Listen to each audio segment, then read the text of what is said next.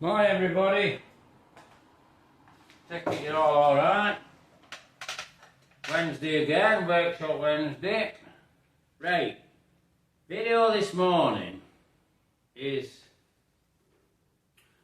well, it's just an issue that started to concern me. I mean, as you're well aware, I've got that daimler in from Cornwall. Then yesterday I had a call from a guy who's after some bodywork doing on a Zephyr Mach 4 Deluxe. It's a nice car, it's up Durham way, it's near another chap who I've sold some bits to, and I've got to know him now, Roger. And he rung me up anyway, got a bit of a corrosion issue, so sent me some pictures down, and then we were just chatting on phone regarding if I got them, etc.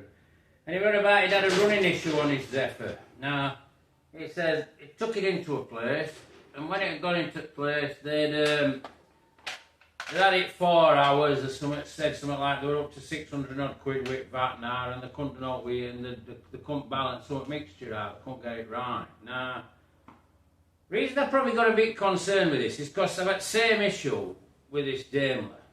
Somebody's been clawing all over it, booking hours in. I mean, I don't know what their hourly rate is, what they charge, you know, but what it is, they're clawing all over these cars, charging hours, and I really believe that they don't know what they're doing. Because, I mean, that same issue with Daimler, cars were all over the place, they were never going to be right. You know, ignition were completely wrong. You might have got a rogue spark every now and then, it might have built a bit of resistance, something fired off, but it were wrong. And, I mean, alright, they're supposed to have done something with a tank, they're supposed to have done something with a fuel filters, that they haven't done correctly. But that's one, cost the customer a lot of money. And I think he's had it into 2 places actually, I could be wrong, but something like that. But now, this chap's telling me he's got this running issue and they were up to so-and-so 4 hours and they've been struggling with mixture. Now these cars, they have a Zenith on it. Single choke Zenith. Right, you've got a mixture screw on it, but it's for your idle. That's end of. It's not doing naff all other than your idle. Once you get up on main jet, they've got a carburetor to bits to start rejetting, start messing. You know, so what that were all about, I don't know. So I think you all need to, I mean, obviously if you've got a classic car, you need to just take a step back. Because, I mean, I've gone through this with you time after time. I mean, you've got like, I mean, this is a distributor, right? So this is a Dizzy. Now, if you've got a failed distributor, this has been reconditioned, this is for an E-type. Now, this is done by a distributor, doctor. And when you click this round, it is so good on its cam, because obviously it's been reconditioned correctly and properly. And you can hear it breaking. It's almost like it's an unbelievable switch. So it's going to work fine. It's all been done, it's got new weights, it's all been cleaned up, it's perfect. You know, everything's put right as factory. It comes with a new cap, it comes with a new rotor arm. It's obviously, it's advanced and retard sorted. So it's like an easy road to go down. You can pop that in. And it's right, you know, you'll be back to conventional leads because how your cap is, with screw-ins. I mean, you can like do a bit of basic testing on a car with a multimeter like this. You can do a bit of testing with probe, find if you've got a positive or a negative, you know, basically do whatever you want.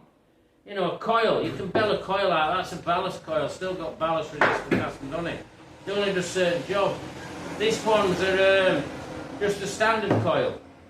And then we get on to cars like I've just mentioned. You've got cars, these cars are now fully reconditioned to probably best you can get them. I've mentioned before regarding you can't get plugs in and they never seem to work right, but they're all the wrong size. But that's about its only letdown, because they would have been cork. I've said that before. Now once they're put on, when I get the hose I'm just waiting for to do the coolant system, which is it's not a great deal of a job, but it's obviously it can be done. But why they haven't dropped the coolant system before? Because I'd have thought that'd be an easy picking for them. They could drop put some new Jubilee clips all the way through, go around it, and then look like they've done something constructive. You know, they're supposed to do oil, but oil looks a bit mucky to me, so I don't know if oil were done or want it won't. But now it's got, what is it? It's got a Jaguar filter and 2 gallon oil to go in it, which I've got to do. So, right, so that's that job. But what I'm saying is what I'm doing is positive.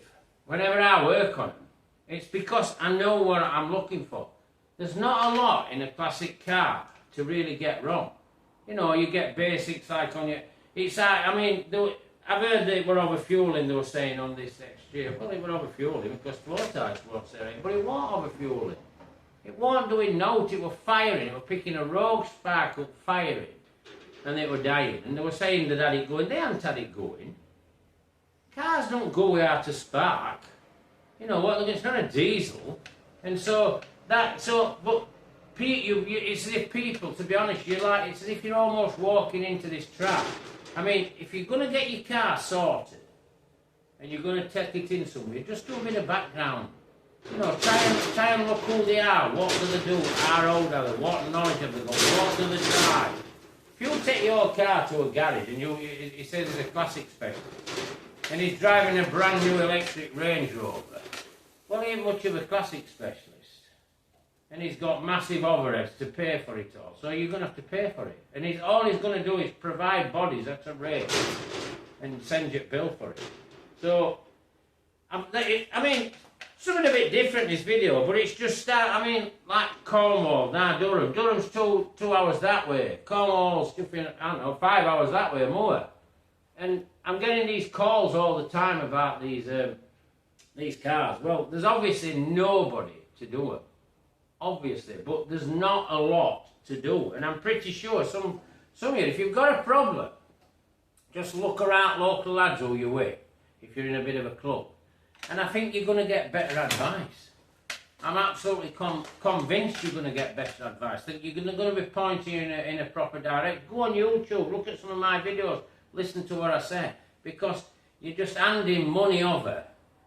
And, well, I don't know what it is really. It's just, I don't understand it, because I know it happens with modern cars. I know these garages are charging whatever they're charging an hour to rectify work. And they're not rectifying it. You know, they're plugging a oh, it's so-and-so, mate, it's going to be such and such, 90 quid. Well, what happened to days where like, the car were wrong and somebody put it right and I drove off and I were happy with it? You know, this is what I don't understand now. And I think this is drifting into classic scene. They watch a few videos and think, oh, we could get into that. Well, it's straightforward enough to work on a classic car. It's not an overcomplicated thing. I mean, I've done it all my life. I've done it from 10-year-old. You know, cars, bikes, you name it. And it's like painting, done all the lot. But I'm getting a little bit, I don't know, well, I'm on your side, driver. I'm definitely on your side. But these people are, well, they're just not playing cricket. You know, at the end of the day, they don't know what they're doing and they're just charging a lot of money. And I mean, I'm not probably obviously blaming all the garages, because they might be looking for people, advertising, somebody might come get best interview they've ever had, they might get onto the car, they ain't got a clue. But once these cars go on, I know roughly where jets will want to be. I'll fire that car up, I'll sit there listening to the car running, I won't even have to get my logo to inlet. And I'll know what it's doing. Same with these. I've looked at shows. I mean, obviously, I pal about with a lot at McFarland. I go, oh, it's not running. I just have a tweak on mixture. I just grab a driver on idle mixture, and the ton's better. Because somebody's been in messing about. Well, if you're going to go into one of these messing about, or take one of these to somebody who's going to go in and mess about, well, you want a result, because that's what you're paying for. So, that's what I'm saying to you. And it don't take a lot. Just see if they have a multimeter. See if they've got a tester.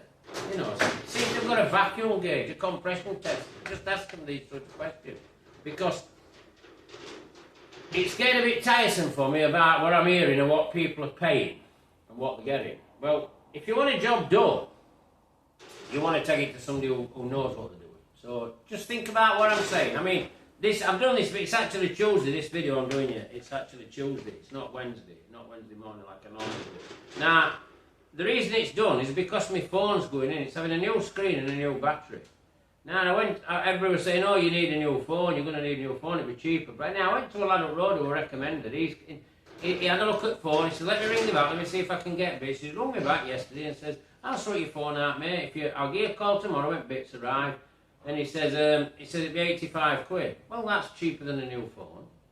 But and his place is full of phones, and everybody's recommending this kid can repair things. So that's why my phone's going in there, and that's why I thought I'd better do a video today, and then I'll file it away, and then if it does happen with the phone, we get an issue, I can still put you the video on. So, but listen, just watch what you're doing, because money's not, well, things aren't easy, everybody knows that at the minute. It's far from easy. But don't just throw your money away. And just because these garages that you're gonna that say they know what they're doing have got overheads, well, that's their issue, not yours. And so if you're taking them to them, you want a result of them, because that's how things work. If you're paying money for something put right and they can't put it right, why are you paying them money? So I'm just getting a little bit like pissed off word, to be quite honest with you. I'm sick of hearing it. And I mean, when people are phoning me from one end of the country to other about doing work, it's obviously, it's not panning out for these so-called specialists or wherever they are. So keep yourself safe with where you're taking them, and look after what's in your pocket. Anyhow, so give us a like if you like this video. Subscribe to my channel if you want to see about these cars and what goes off and what don't go off. And pass a comment. Oh, you want to know about them? Ask me, because I can give you an answer. They're not rocket science. They're basic rules.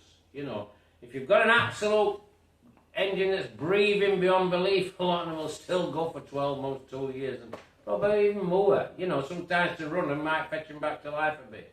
It's not all doom and gloom, and be careful what you're doing and where you're taking them, because you might not be getting right answers, but you'll be spending plenty of money. So take care, everybody, and bye for now.